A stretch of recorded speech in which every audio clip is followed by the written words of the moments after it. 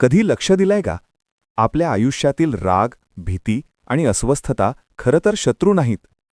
त्या भावनांमध्येच एक मोठी ऊर्जा दडलेली असते. पण समस्या अशी की बहुतेक लोक त्या भावनांना दाबतात किंवा त्यांच्याशी लढतात आणि त्यामुळे मन अजून अस्वस्थ होतं. पण जर मी तुम्हाला सांगितलं की या भावनांनाच शांततेत रूपांतरित करता येतं? नमस्कार मंडळी, मी नवल शिंदे. आपण पाहत आहात नवल शिंदे ओम श्रीम ऑरा अँड ॲस्ट्रोवास्तू. आणि आज आपल्या भक्ती योगा सिरीजच्या या एपिसोडमध्ये आपण समजून घेणार आहोत भक्ती भावना कशी बदलते, राग शांततेत कसा बदलतो, भीती विश्वासात कशी बदलते. जर तुम्हाला कधी असं वाटलं असेल की भावनांवर नियंत्रण मिळवणं कठीण आहे, तर हा व्हिडिओ शेवटपर्यंत नक्की पहा. कदाचित आज तुम्हाला कळेल, भावना दाबायच्या नसतात, त्या रूपांतरित करायच्या असतात. आजच्या या सखोल चर्चेमध्ये आपण एका एका अशा विषयावर बोलणार आहोत जो मानवी अनुभवाच्या अगदी केंद्रस्थानी आहे. हो, आणि तो विषय खूप रंजक सुद्धा आहे. अगदी म्हणजे जेव्हा आपण भक्ती हा शब्द ऐकतो तेव्हा साहजिकच आपल्या डोळ्यांसमोर एखादा धार्मिक विधी, मंदिरात चाललेली पूजा किंवा वर्षानुवर्ष चालत आलेली एखादी पारंपरिक श्रद्धा उभी राहते. हो, आपला तसा एक समजच झालेला असतो. पण आजच्या या चर्चेचा मुख्य उद्देश भक्तीकडे त्या परिचित आणि पारंपरिक दृष्टिकोनातून पाहणे हा अजिबात नाही. खरं तर तो एक पूर्णपणे वेगळा दृष्टिकोन आहे. बरोबर. भक्ती ही भावनांचे रूपांतर करणारी प्रक्रिया कशी असू शकते हे आपल्याला समजून घ्यायचे आहे. इंग्रजीत ज्याला आपण प्रोसेस ऑफ इमोशनल ट्रान्सफॉर्मेशन म्हणतो, त्या अंगाने आपण या विषयाची उकल करणार आहोत. आणि यासाठी आपले जे स्रोत आहेत. हो, आजची आपली ही संपूर्ण चर्चा नवल शिंदे यांच्या अत्यंत सविस्तर नोंदी आणि निरीक्षणांवर आधारित आहे. बरोबर. जे एक ऑरा विश्लेषक, वास्तू सल्लागार आणि ऑकल्ट अभ्यासक आहेत. आणि इथे सुरुवातीलाच एक गोष्ट स्पष्ट करायला हवी. ऑकल्ट हा शब्द ऐकल्यावर कदाचित गैरसमज होऊ शकतो. हो, लोकांना लगेच काहीतरी गूढ किंवा जादू वगैरे वाटू शकतं. नेमकं तेच. पण या संदर्भात ऑकल्ट म्हणजे डोळ्यांना न दिसणाऱ्या सूक्ष्म ऊर्जा क्षेत्रांचे आणि मानवी चेतनेचं विज्ञान. अगदी बरोबर. त्यांच्या योगिक मानसशास्त्र आणि मानवी बायोफिल्डच्या निरीक्षणांमधून आपण हे समजून घेणार आहोत की राग, भीती आणि अस्वस्थता यासारख्या अत्यंत तीव्र मानवी भावना आणि भक्ती यांचा नेमका काय संबंध आहे. या चर्चेची सुरुवात करतानाच एक अत्यंत महत्वाची गोष्ट अधोरेखित करणे मला आवश्यक वाटते. कोणती? ती म्हणजे अध्यात्म किंवा भक्ती याचा अर्थ मानवाने आपल्या नैसर्गिक भावना दाबून टाकणे असा अजिबात होत नाही. हा खूप मोठा गैरसमज आहे समाजात. हो ना. समाजात अनेकदा आपण असा एक अलिखित नियम पाहतो की जी व्यक्ती आध्यात्मिक मार्गावर आहे तिने कधीही रागवता कामा नये किंवा तिला कधीही भीती वाटू नये. म्हणजे कायम शांतच राहिलं पाहिजे असा एक दबाव असतो. मानसिक असंतुलन कसे निर्माण होते हे आपण आधुनिक मानसशास्त्रातही पाहतो. हो, ते तर आहेच. अध्यात्म हे आपल्याच भावनांना मारण्याचे किंवा त्यांच्याशी युद्ध करण्याचे शास्त्र नाही. उलट त्या अत्यंत नैसर्गिक भावनांना योग्य दिशा देण्याचे आणि त्यांचं स्वरूप बदलण्याचे ते एक शास्त्र आहे. ठीक आहे, आपण हे थोडं उलगडून पाहूया, कारण इथे एक मोठी शंका निर्माण होते. समाजात आणि अगदी लहानपणापासून आपल्याला हेच शिकवले जाते की राग वाईट आहे, तो नियंत्रित केला पाहिजे. हो, आपण सतत तेच ऐकत आलेलो असतो. आपण अनेकदा पाहतो की लोक राग आल्यावर दात ओठ खाऊन शांत बसण्याचा प्रयत्न करतात किंवा एखाद्या गोष्टीची प्रचंड भीती वाटत असेल तर मला काहीच वाटत नाहीये असा देखावा करतात. आणि तो एक सापळा आहे. बरोबर. स्रोतांमधील नोंदींनुसार हा एक अतिशय धोकादायक सापळा आहे. जर भावना दाबणे हा उपाय नसेल तर मग या ऊर्जेचे शरीरात नेमके काय होते? हा जो सापळा आहे, ज्याला आपण ट्रॅप ऑफ सप्रेशन म्हणू शकतो, तो अत्यंत घातक आहे. जेव्हा राग, दुःख किंवा भीती दाबली जाते तेव्हा ती मुळीच नष्ट होत नाही. ती कुठेतरी साचून राहते का? अगदी. विज्ञानाचा तो एक अत्यंत मूलभूत नियम आहे की ऊर्जा कधीच नष्ट होत नाही, ती फक्त तिचं स्वरूप बदलते. म्हणजे law of conservation of energy. नेमकं तेच. त्याच नियमानुसार या दाबून ठेवलेल्या भावना मानवी शरीरात आणि मनात ऊर्जा म्हणजेच एका प्रकारच्या एनर्जीच्या स्वरूपात साठून राहतात. अच्छा. त्या शरीराच्या पेशींमध्ये, मज्जासंस्थेत कुठेतरी आत साचत जातात आणि जेव्हा या साचलेल्या ऊर्जेचा दाब प्रमाणाबाहेर वाढतो तेव्हा पुढे जाऊन तीच ऊर्जा शारीरिक आजार, नैराश्य किंवा अचानक होणाऱ्या मानसिक स्फोटाचं रूप घेते. याच संदर्भात मी जेव्हा नवल शिंदे यांच्या नोंदी वाचत होते हो. तेव्हा त्यांनी एक अत्यंत सोपा पण विचार करायला लावणारा मुद्दा मांडला आहे.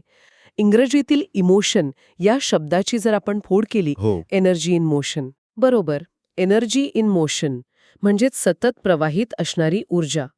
भावना ही दुसरी तिसरी कोणतीही गोष्ट नसून ती एक प्रकारची वाहणारी ऊर्जा आहे. अगदी तंतोतंत. जेव्हा माणसाला प्रचंड राग येतो तेव्हा त्याच्या शरीरात एका क्षणात एक मोठी ऊर्जा निर्माण होते. जेव्हा भीती वाटते तेव्हा तीच ऊर्जा एका वेगळ्या, कदाचित अधिक थंड आणि आकुंचित स्वरूपात वाहू लागते. आणि जेव्हा हा नैसर्गिक ऊर्जेचा प्रवाह माणूस बळजबरीने अडवतो किंवा आतल्यात दाबून ठेवतो, तेव्हा काय घडत असेल याची आपण फक्त कल्पना करू शकतो. म्हणजे एखाद्या धरणासारखं. हो, एखाद्या वेगाने वाहणाऱ्या नदीला जर अचानक धरण बांधून अडवले तर जसा पाण्याचा प्रचंड दाब वाढतो आणि तो आजूबाजूच्या प्रदेशाला धोका निर्माण करतो, तसेच शरीरात आणि मनात त्या भावनिक ऊर्जेचा दाब वाढतो. आणि तो अडथळाच खरा प्रॉब्लेम असतो. अगदी. हा अडथळाच खरा ताण आणि मानसिक अस्थिरता निर्माण करतो. पण इथेच भक्तीची भूमिका अत्यंत महत्वाची ठरते. ती कशी? जेव्हा हाच तीव्र ऊर्जेचा प्रवाह अडवण्याऐवजी भक्ती, समर्पण आणि प्रार्थनेच्या माध्यमातून जाणीवपूर्वक वाहू दिला जातो, तेव्हा ही अडकलेली आणि कठीण झालेली ऊर्जा हळूहळू मऊ होऊ लागते. म्हणजे ती ऊर्जा नष्ट होत नाही, बरोबर. तर तिचं स्वरूप बदलतं. हो, ज्याला आपण इंग्रजीत सॉफ्ट होणं म्हणतो, तशी ती ऊर्जा प्रवाहित होते आणि तिचे नैसर्गिकरित्या शुद्धीकरण होते. इथेच खरा रंजक भाग सुरू होतो.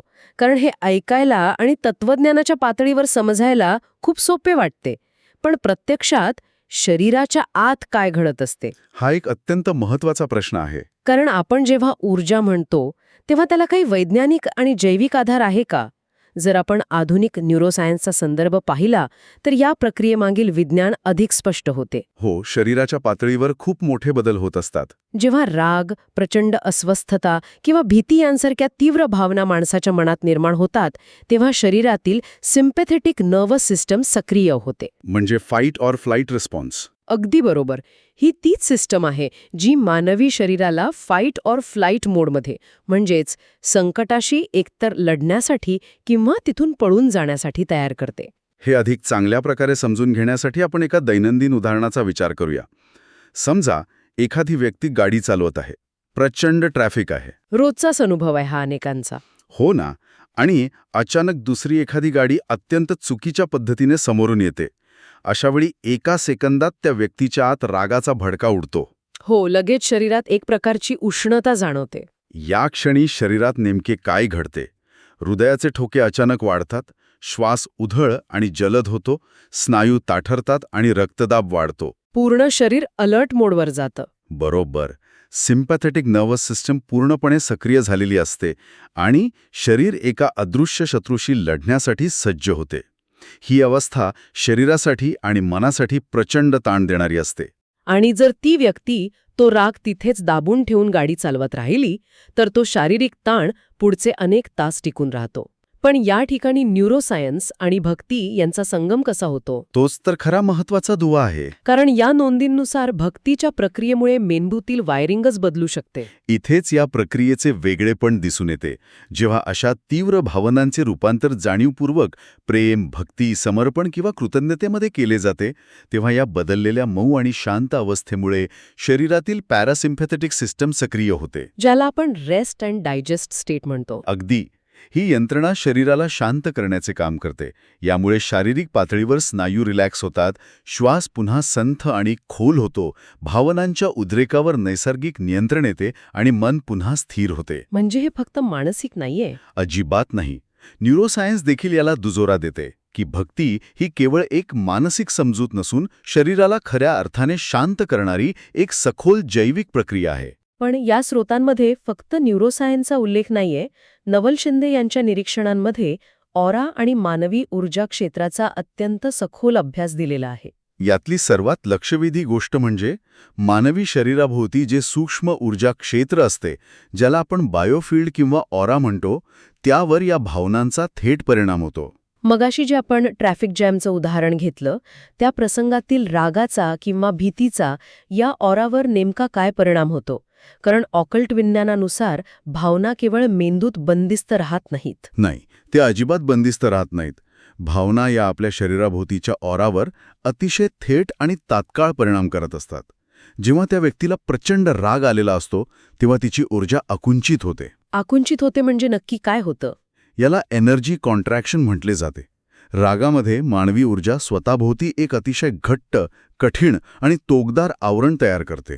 म्हणूनच कदाचित रागात असलेली व्यक्ती जेव्हा आपल्याजवळ येते तेव्हा तिने एकही शब्द न बोलता आपल्याला तो ताण जाणवतो. अगदी तेच. ती टोकदार ऊर्जा आपल्याला जाणवते. त्याच वेळी जेव्हा एखाद्या व्यक्तीला तीव्र भीती वाटत असते तेव्हा हीच ऊर्जा खूप कमकुवत, विस्कळीत आणि फाटल्यासारखी होते. आणि अस्वस्थतेच्या बाबतीत जेव्हा सततची अस्वस्थता किंवा अँक्झायटी असते तेव्हा ती ऊर्जा अत्यंत अस्थिर असते. ती एका जागी अजिबात थांबू शकत नाही. हे आपण रोजच्या जीवनात अनेकदा अनुभवतो.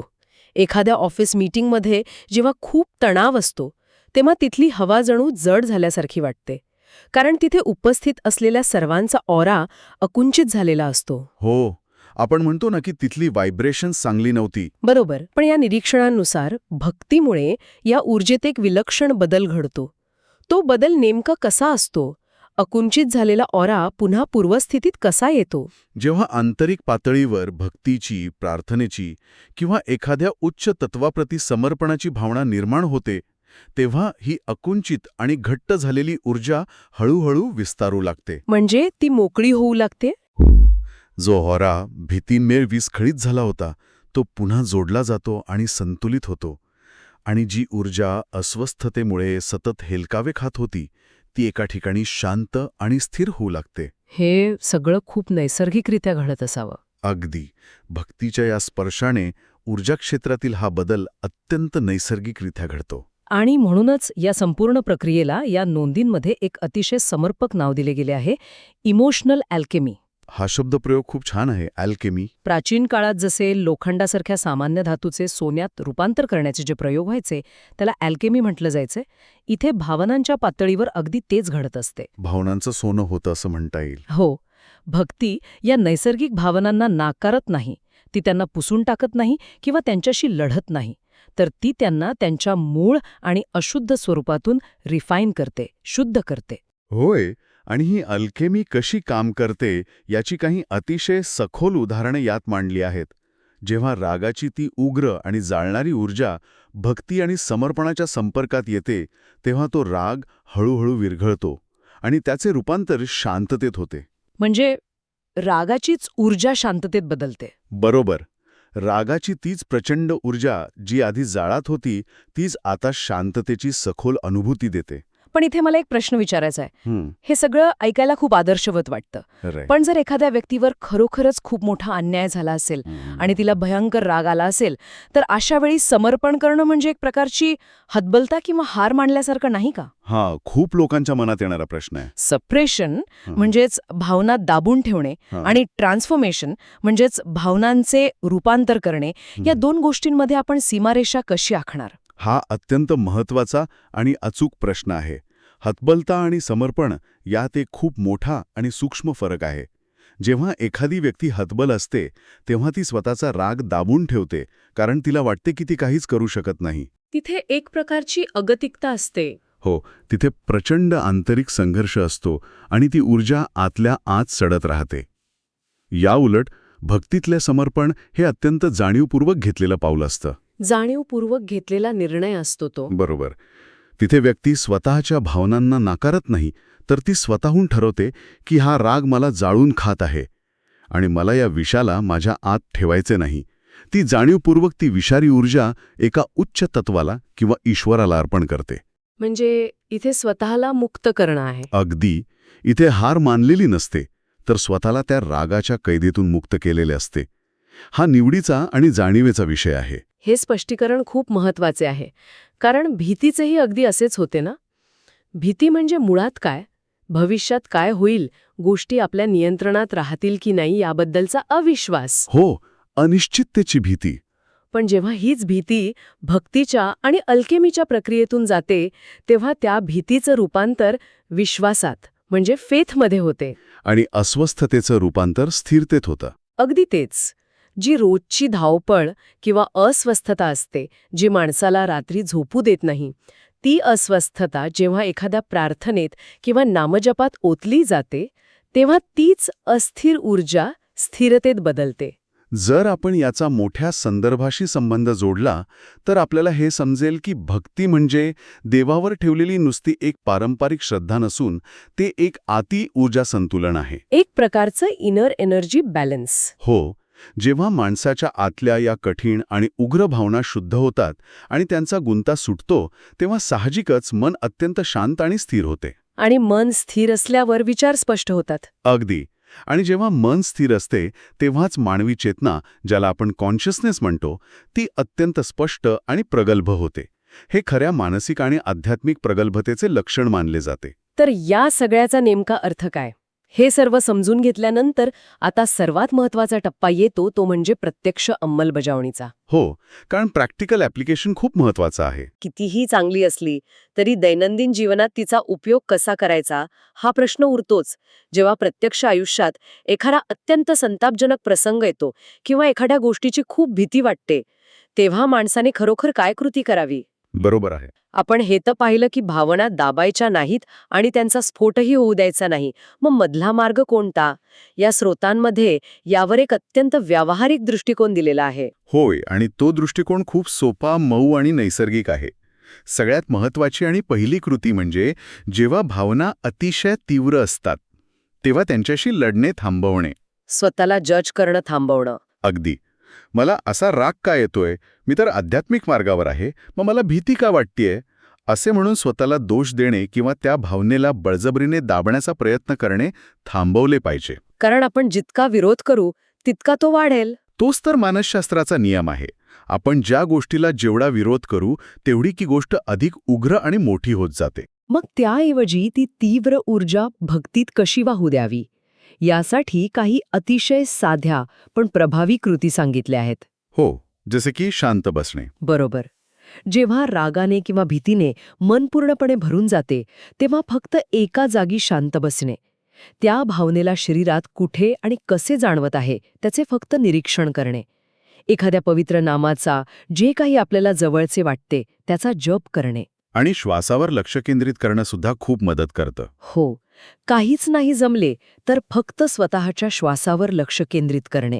आणि यात सगळ्यात महत्वाची गोष्ट म्हणजे आतून जी काही तीव्र भावना उसळून येत आहे ती जशीच्या तशी एका भक्तिभावाने समर्पित करणे. लपून न ठेवता. हो, माझ्या आत हा जो काही राग आहे, जी काही अस्वस्थता आहे, ती मी तुला समर्पित करत आहे, असा भाव ठेवल्याने आतला जो मानसिक विरोध असतो तो तात्काळ कमी होतो. आणि विरोध संपला की ऊर्जा शांत होते. अगदी. जेव्हा आतून विरोध नसतो तेव्हा त्या भावनेचा तो कठीणपणा आणि टोकदारपणा कमी होतो आणि ती स्वतःहून मऊ होऊ लागते. पण इथे एक गोष्ट स्पष्ट करणे गरजेचे आहे. जर एखाद्या व्यक्तीने आज 5 मिनिटे शांत बसण्याचा प्रयत्न केला आणि जन्मभराचा राग किंवा भीती एकाच झटक्यात गायब होईल असे कधीच होत नसते. नाही, तशी कोणतीही मॅजिक पिल नाहीये. ही कोणतीही तात्काळ घडणारी जादू नाही. ही एक अत्यंत संथ, मऊ आणि अतिशय जाणीवपूर्वक घडणारी प्रक्रिया आहे. याला वेळ द्यावा लागतो. चिकाटी लागते. पण जेव्हा एखाद्या व्यक्तीचा या प्रक्रियेवर विश्वास बसतो तेव्हा तिच्याच लक्षात येते की तिच्याच भावना, ज्या पूर्वी तिला प्रचंड त्रास द्यायच्या, त्याच भावना आता तिला एका अथांग शांततेकडे घेऊन जाणाऱ्या पायऱ्या बनल्या आहेत. अगदी तंतोतंत. या संपूर्ण सखोल चर्चेचा जर एक अतिशय शांत आणि विचार प्रवृत्त करणारा सारांश काढायचा झाला तर तो असा असेल की मानवी भावनांना कधीच नष्ट करायचे नसते, तर त्यांचं स्वरूप बदलायचे असते, त्यांचं रूपांतर करायचे असते. आपण काही यंत्र नाही आहोत. बरोबर. आपण यंत्र नाही आहोत. त्यामुळे राग, भीती, दुःख या भावना येणारच. पण राग जर आपण सजगतेने समजून घेतला आणि त्याला भक्तीच्या समर्पणाची जोड दिली तर तो निश्चितच मऊ होऊ शकतो. आणि भीतीचंही तेच आहे. हो, भीती, जिला प्रत्येक माणूस कायम टाळण्याचा प्रयत्न करतो, ती जर योग्य दिशेने वळवली तर ती एका अढळ विश्वासात बदलू शकते. आणि जी अस्वस्थता आपल्याला सतत धावायला लावते, तीच अस्वस्थता भक्तीच्या एका मऊ स्पर्शाने स्थिरतेत पूर्णपणे विरघळू शकते. हा एक खूप मोठा दिलासा आहे. होय, भक्ती हा या भावनिक रूपांतराचा सर्वात सहज, नैसर्गिक आणि मऊ मार्ग आहे. तो माणसाला स्वतःच्याच भावनांशी रोज लढण्यापासून खऱ्या अर्थाने मुक्त करतो. किती सखोल आणि शांत करणारा विचार आहे हा. आपण नेहमी स्वतःच्याच भावनांशी एक प्रकारचं अदृश्य युद्ध करत असतो. आणि भक्ती आपल्याला त्या युद्धातून अलगद बाहेर काढून एका खऱ्या शांततेचा मार्ग दाखवते. खऱ्या अर्थाने मुक्ती देते. या अत्यंत रंजक आणि अंतर्मुख करणाऱ्या चर्चेनंतर या स्रोतांमधून मिळालेल्या माहितीवर आधारित एक नवा विचार मी इथे सर्वांसाठी मांडून जाते. जर भक्ती आपल्या सर्वात कठीण आणि नकारात्मक वाटणाऱ्या भावनांच्या अस्थिर ऊर्जेला शांततेत बदलू शकते, हो. तर याचा अर्थ असा होतो का की ज्या भावनांना आपण आजवर टाळण्याचा, दाबण्याचा किंवा जगापासून लपवण्याचा आटोकाट प्रयत्न करत आलो आहोत, त्याच भावना आपल्या सर्वोच्च आध्यात्मिक प्रगतीसाठी आणि आत्मध्यानासाठी आवश्यक असलेले सर्वात मोठे आणि लपलेले इंधन असू शकतात? शांत रहा, सजग रहा. आज आपण पाहिलं, राग नष्ट करायचा नसतो, तो शांततेत बदलायचा असतो. भीती टाळायची नसते, ती विश्वासात रूपांतरित करायची असते. अस्वस्थता थांबवायची नसते, ती स्थिरतेत विरघळू द्यायची असते. आणि भक्ती हा त्या रूपांतरणाचा सर्वात मऊ आणि नैसर्गिक मार्ग आहे. जर हा एपिसोड पाहताना तुम्हाला आतून थोडंसं जरी शांत वाटलं असेल, तर हा व्हिडिओ नक्कीच इतरांनाही मदत करू शकतो. म्हणून हा व्हिडिओ शेअर करा आणि अशा सखोल विषयांसाठी चॅनल सबस्क्राईब करा. आणि कमेंटमध्ये मला नक्की सांगा, तुमच्या आयुष्यात कोणती भावना सर्वात जास्त आव्हान देते. आपण पुढच्या व्हिडिओमध्ये पुन्हा भेटू. तोपर्यंत शांत रहा, सजग रहा आणि भक्तिमय रहा. राम राम.